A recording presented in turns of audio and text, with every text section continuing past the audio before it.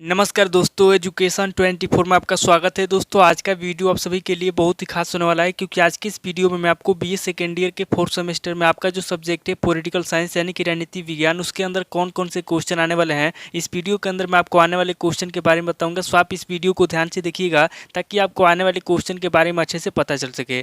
और जितने भी स्टूडेंट बीए सेकेंड ईयर के अंदर है, जिनका 4th सेमेस्टर का एग्जाम चल रहा है या फिर जिन लोगों का 4th सेमेस्टर का एग्जाम होने वाला है, वो लोग कमेंट करके जरूर बताएं कि नेक्स्ट क्वेश्चन पेपर उनको किस सब्जेक्ट के ऊपर चाहिए, ताकि आपके कमेंट के अनुसार मैं आपको क्वेश्चन पेपर दे सकूं। तो आइए सबसे पहले हम लोग अति लघु उत्तरीय प्रश्नों के बारे में जानते हैं। तो अति लघु उत्तरीय प्रश्नों में पहले प्रश्न की बात की जाती है। यहाँ पे आपका पहला प्रश्न दिया हुआ है, साम्यवाद पर प्लेटो के विचारों का वर्णन कीजिए। पहला प्रश्न कह रहा है जो साम्यवाद है, यहाँ पे आपको साम्यवाद पर प्लेटो के विचारों का वर्णन करना है।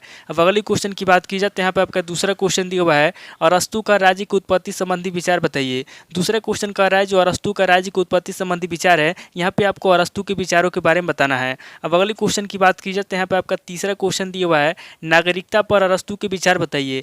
तीसरा क्वेश्चन कह रहा है जो नागरिकता है, यहाँ पे आपको नागरिकता पर अरस्तु के विचार बताना है। अब अगले क्वेश्चन की बात की जाए तो यहाँ पे आपका चौथा क्वेश्चन दिया हुआ है, बोधा के अनुसार संप्रभुता की परिभाषा क्या है। चौथा क्वेश्चन कह रहा है जो संप्रभुता है, यहाँ पे आपको बोधा के अनुसार संप्रभुता की परिभाषा बताना है। अब अगले क्वेश्चन की बात की जाए तो यहाँ पे आपका पांचवा क्वेश्चन दिया हुआ है, एक्विनास ने कानून को किस प्रकार परिभाषित किया है। पांचवा क्वेश्चन कह रहा है जो एक्विनास है, यहाँ पे आपको बताना है कि एक्विनास ने कानून को किस प्रकार परिभाषित किया है, यानी कि यहाँ पे आपको एकनिवास की परिभाषा लिखना है। अब अगले क्वेश्चन की बात की जाए तो यहाँ पे आपका छठा क्वेश्चन दिया हुआ है, चर्च राज्य विवाद के विभिन्न चरण बताइए। छठा क्वेश्चन कह रहा है जो चर्च राज्य विवाद है, यहाँ पे आपको चर्च राज्य विवाद के विभिन्न चरणों के बारे में बताना है। अब अगले क्वेश्चन की बात की जाए तो यहाँ पे आपका सातवां क्वेश्चन दिया हुआ है, कार्ल मार्क्स का अतिरिक्त मूल्य का सिद्धांत बताइए। सातवां क्वेश्चन कह रहा है जो कार्ल मार्क्स का अतिरिक्त मूल्य का सिद्धांत है, यहाँ पे आपको कार्ल मार्क्स के सिद्धांत के बारे में बताना है। अब अगले क्वेश्चन की बात की जाए तो यहाँ पे आपका आठवां क्वेश्चन दिया हुआ है, ग्रीन के व्यक्तिवाद की दो विशेषताएं लिखिए।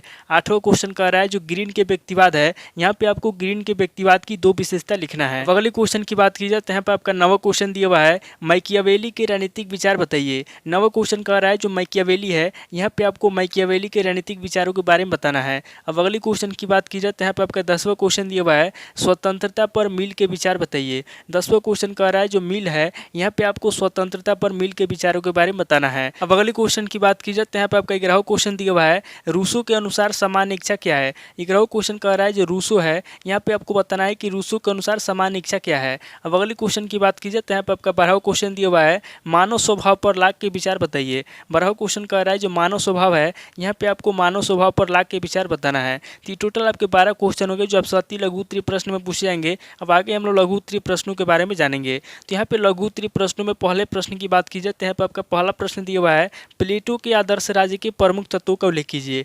पहला क्वेश्चन कह रहा है जो प्लेटो के आदर्श राज्य है, यहाँ पे आपको प्लेटो के आदर्श राज्य के प्रमुख तत्वों के बारे में बताना है। अब अगले क्वेश्चन की बात की जाए तो यहाँ पे आपका दूसरा क्वेश्चन दिया हुआ है, अरस्तु राजनीति विज्ञान का जनक है, इस कथन की व्याख्या कीजिए। दूसरा क्वेश्चन कह रहा है जो अरस्तु है, यहाँ पे आपको बताना है कि अरस्तु राजनीति विज्ञान के जनक है, और ये जो कथन है इस कथन की आपको व्याख्या करना है। अब अगले क्वेश्चन की बात की जाए तो यहाँ पे आपका तीसरा क्वेश्चन दिया हुआ है, संपत्ति पर अरस्तु के विचारों का वर्णन कीजिए। तीसरा क्वेश्चन कह रहा है जो संपत्ति है, यहाँ पे आपको संपत्ति पर अरस्तु के विचारों के बारे में बताना है। अब अगले क्वेश्चन की बात की जाए तो यहाँ पे आपका चौथा क्वेश्चन दिया हुआ है, मिश्रित विधान पर सीसरो के विचार बताइए। चौथा क्वेश्चन कह रहा है जो मिश्रित विधान है, यहाँ पे आपको मिश्रित विधान पर सीसरो के विचार बताना है। अब अगले क्वेश्चन की बात की जाए तो यहाँ पे आपका पांचवा क्वेश्चन दिया हुआ है, अगस्टीन द्वारा प्रतिपादित दो नगरों की अवधारणा को स्पष्ट कीजिए। पांचवा क्वेश्चन कह रहा है जो अगस्टीन है, यहाँ पे आपको अगस्टीन द्वारा प्रतिपादित दो नगरों की अवधारणा के बारे में बताना है। अब अगले क्वेश्चन की बात की जाए तो यहाँ पे आपका छठा क्वेश्चन दिया हुआ है, वैज्ञानिक क्रांति के परिणामों की विवेचना कीजिए। छठा क्वेश्चन कह रहा है जो वैज्ञानिक क्रांति के परिणाम है, यहाँ पे आपको वैज्ञानिक क्रांति के परिणामों के बारे में बताना है। अब अगले क्वेश्चन की बात की जाए तो यहाँ पे आपका सातवां क्वेश्चन दिया हुआ है, चर्च और राज्य का विवाद पर संक्षिप्त टिप्पणी लिखिए। सातवां क्वेश्चन कह रहा है कि चर्च और राज्य का विवाद है, यहाँ पे आपको चर्च और राज्य के विवाद पर संक्षिप्त में टिप्पणी लिखना है। अब अगले क्वेश्चन की बात की जाए तो यहाँ पे आपका आठवां क्वेश्चन दिया हुआ है, मैकियावेली के मानव स्वभाव संबंधी विचार बतलाइए। आठवां क्वेश्चन कह रहा है जो मैकियावेली है, यहाँ पे आपको मैकियावेली के मानव स्वभाव संबंधी विचारों के बारे में बताना है। अब अगले क्वेश्चन की बात की जाए तो यहाँ पे आपका नवा क्वेश्चन दिया हुआ है, बोधा का संप्रभुता का सिद्धांत बताइए। नवा क्वेश्चन कह रहा है जो बोधा का संप्रभुता का सिद्धांत है, यहाँ पे आपको बोधा के संप्रभुता का सिद्धांत बताना है। अब अगले क्वेश्चन की बात की जाए तो यहाँ पे आपका 10वां क्वेश्चन दिया हुआ है, मानव स्वभाव पर हाब्स के विचार बताइए। 10वां क्वेश्चन कह रहा है जो मानव स्वभाव है, यहाँ पे आपको मानव स्वभाव पर हाब्स के विचार बताना है। अब अगले क्वेश्चन की बात की जाए तो यहाँ पे आपका 11वां क्वेश्चन दिया हुआ है, लाक के प्राकृतिक अवस्था संबंधी विचार बताइए। 11वां क्वेश्चन कह रहा है जो लाख के प्राकृतिक अवस्था संबंधी विचार है, यहाँ पे आपको लाख के विचारों के बारे में बताना है। अब अगले क्वेश्चन की बात की जाए तो यहाँ पे आपका 12वां क्वेश्चन दिया हुआ है, रूसो के मानव स्वभाव की विवेचना कीजिए। 12वां क्वेश्चन कह रहा है जो रूसो के मानव स्वभाव है, यहाँ पे आपको रूसो के मानव स्वभाव के बारे में बताना है। अब अगले क्वेश्चन की बात की जाए तो यहाँ पे आपका 13वां क्वेश्चन दिया हुआ है, रूसो के सामान्य इच्छा सिद्धांत की विवेचना कीजिए। 13वां क्वेश्चन कह रहा है जो रूसो है, यहाँ पे आपको रूसो के सामान्य इच्छा सिद्धांत के बारे में बताना है। अब अगले क्वेश्चन की बात की जाए तो यहाँ पे आपका 14वां क्वेश्चन दिया हुआ है, बेंथम के उपयोगितावादी सिद्धांत का वर्णन कीजिए। 14वां क्वेश्चन कह रहा है जो बेंथम के उपयोगितावादी सिद्धांत है, यहाँ पे आपको बेंथम के उपयोगितावादी सिद्धांत के बारे में बताना है। अब अगले क्वेश्चन की बात की जाए तो यहाँ पे आपका 15वां क्वेश्चन दिया हुआ है, जेएस मिल का प्रतिनिधि शासन संबंधी विचार बताइए। 15वां क्वेश्चन कह रहा है जेएस मिल का जो प्रतिनिधि शासन संबंधी विचार है, यहाँ पे आपको जेएस मिल के प्रतिनिधि शासन संबंधी विचारों के बारे में बताना है। अब अगले क्वेश्चन की बात की जाए तो यहाँ पे आपका 16वां क्वेश्चन दिया हुआ है, लास्की के राजनीतिक विचारों का परीक्षण कीजिए। 16वां क्वेश्चन कह रहा है जो लास्की के राजनीतिक विचार है, यहाँ पे आपको लास्की के राजनीतिक विचारों के बारे में बताना है। अब अगले क्वेश्चन की बात की जाए तो यहाँ पे आपका 17वां क्वेश्चन दिया हुआ है, हीगल के युद्ध संबंधी विचार बताइए। 17वां क्वेश्चन कह रहा है जो हीगल के युद्ध संबंधी विचार है, यहाँ पे आपको हीगल के युद्ध संबंधी विचारों के बारे में बताना है। अब अगले क्वेश्चन की बात की जाए तो यहाँ पे आपका 18वां क्वेश्चन दिया हुआ है, लेनिन का दल संबंधी अवधारणा को स्पष्ट कीजिए। 18वां क्वेश्चन कह रहा है जो लेनिन का दल संबंधी अवधारणा है, यहाँ पे आपको लेनिन का दल संबंधी अवधारणा के बारे में बताना है। तो ये टोटल आपके 18 क्वेश्चन हो गए जो आपसे लघु उत्तरीय प्रश्न में पूछे जाएंगे। अब आगे हम लोग दीर्घ उत्तरीय प्रश्नों के बारे में जानेंगे। तो यहाँ पे दीर्घ उत्तरीय प्रश्नों में पहले प्रश्न की बात की जाए तो यहाँ पे आपका पहला प्रश्न दिया हुआ है, अरस्तु के क्रांति संबंधी विचारों की विवेचना कीजिए। पहला क्वेश्चन कह रहा है जो अरस्तु के क्रांति संबंधी विचार है, यहाँ पे आपको अरस्तु के क्रांति संबंधी विचारों के बारे में बताना है। अब अगले क्वेश्चन की बात की जाए तो यहाँ पे आपका दूसरा क्वेश्चन दिया हुआ है, राजनीतिक चिंतन के इतिहास में एक विनाश का स्थान निर्धारित कीजिए। दूसरा क्वेश्चन कह रहा है जो एक विनाश है, यहाँ पे आपको राजनीतिक चिंतन के इतिहास में एक विनाश का स्थान निर्धारित करना है। अब अगले क्वेश्चन की बात की जाए तो यहाँ पे आपका तीसरा क्वेश्चन दिया हुआ है, मैकियावेली के राजनीतिक विचारों की आलोचनात्मक व्याख्या कीजिए। तीसरा क्वेश्चन कह रहा है जो मैकियावेली के राजनीतिक विचार है, यहाँ पे आपको मैकियावेली के राजनीतिक विचारों की आलोचनात्मक व्याख्या करना है।